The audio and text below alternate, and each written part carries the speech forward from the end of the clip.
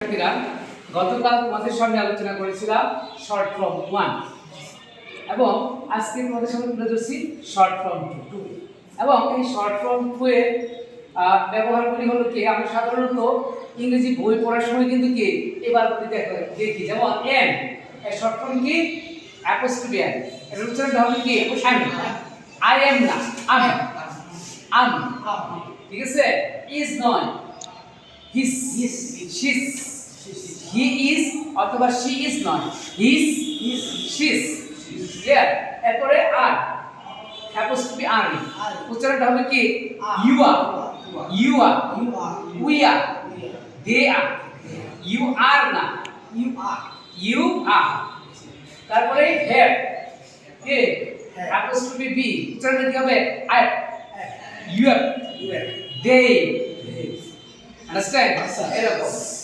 আবার অ্যাপোস্ট্রফি কি হবে হ্যাজ শর্ট ফর্ম কি হবে apostrophe has but it will be confusing কিন্তু এর ব্যাখ্যা সামনে দিব উচ্চারণ কি হবে হিস শিস ক্লিয়ার এরকম তারপরে have apostrophe d they'd he'd you'd understand তারপরে শেল অ্যাপোস্ট্রফি ডবল এল ইল কি ইল তারপরে কি উইল ইল অ্যাপোস্ট্রফি ডবল এল ইল তারপরে would apostrophe d would he'd she'd they'd কোরিডিট এরকম উড তারপরে ডোয়ের ক্ষেত্রে দেখো একমাত্র ব্যতিক্রম ধর্মী হলো কি যে ডোয়ের ক্ষেত্রে কি অ্যাপোস্ট্রফি ডবল কি ডি এর পরে আমরা এই বারগুলোর শর্ট ফর্ম কিন্তু কি ইংরেজি প্যাসেজ পড়ার সময় পাই আর এই যে বারগুলা was were should could can may might must does did এগুলা কি শর্ট ফর্ম হবে না যেমন I was a good player you must go there we should respect our parents তো প্রিয় শিক্ষার্থীরা এখন তোমাদের সামনে এই যে এস অ্যাপোস্ট্রফি এস আমরা দুই জায়গায় পেয়েছিলাম তাহলে কি একটা হলো ইজ আর একটা হলো হ্যাজ উচ্চারণ করে পড়াশোনা করব কি he is going to school অর্থাৎ যখনই ভার্বের সাথে আইএনজি থাকবে তখন তোমাকে বুঝে নিতে হবে এখানে অ্যাপোস্ট্রফি এস এর কি হবে ইজ ইজ আর এটা এই হ্যাজ এর শর্ট ফর্ম কি হবে অ্যাপোস্ট্রফি এস কিন্তু এটা উচ্চারণ করে পড়াশোনা কি বলতে হবে হিজ প্লেড যখন তুমি দেখো ভার্বের পাস্ট পার্টিসিপল ফর্ম তখন তোমাকে বুঝতে হবে যে কি এখানে এই অ্যাপোস্ট্রফি এস এর পূর্ণরূপটা কি হবে হ্যাজ কিন্তু উচ্চারণ করে পড়াশোনা কি ইজ মানে his played he has played না হিজ প্লেড তারপরে কি এই যে দেখো অ্যাপোস্ট্রফি টি এটারও কি ভার্ব ছিল দুইটা যেমন উড তারপরে কি হ্যাড কি উড এবং কি হ্যাড খেয়াল করো যে কি যে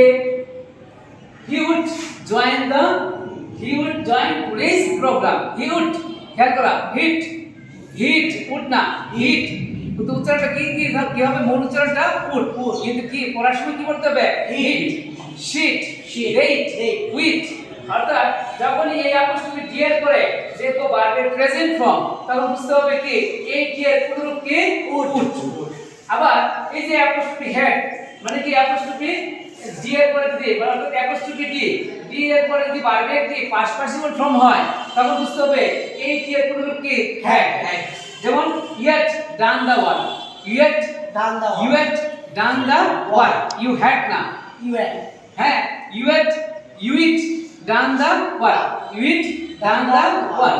তারপরে দেখো কি আগে বলেছিলাম একমাত্র ডোয়ের ক্ষেত্রে কি ডোয়ের শর্ট ফর্মের ক্ষেত্রে কি হবে মানে ডি এর পরে অ্যাপোস্ট্রফি হবে যেমন কি ডো ইউ না do you know me do না ডো ইউ নো মি আমি কিন্তু ডো ইউ নো মি বলি নাই আন্ডারস্ট্যান্ড এরপর দেখো এই যে এখানে তোমার হ্যাভ ছিল হ্যাভের কিন্তু শর্ট ফর্ম হয়েছিল কখন হ্যাভ যদি কি অক্সিলারি ভার্ব হয় কখন অক্সিলারি ভার্ব কিন্তু এখানে বলা আছে হ্যাভ যদি প্রিন্সিপাল ভার্ব হয় তখন কিন্তু হ্যাভ এর শর্ট ফর্ম হবে না যেমন আই এ কাউ হবে না আয়ের এ কাউ হবে না, কেননা এখানে হ্যাভটা কিন্তু কি প্রিন্সিপাল ভার্ব।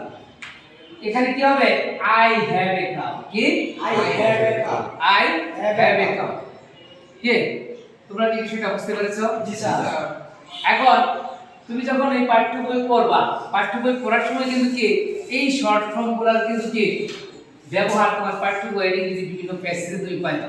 কিন্তু আজকে থেকে পড়ার সময় কি আমরা এইভাবে পড়বো। আমি আবার একটু রিপিট করছি, যেমন এম কি পড়বো am, is is, are have have, has have it, shall ill, will ill, would it, do does.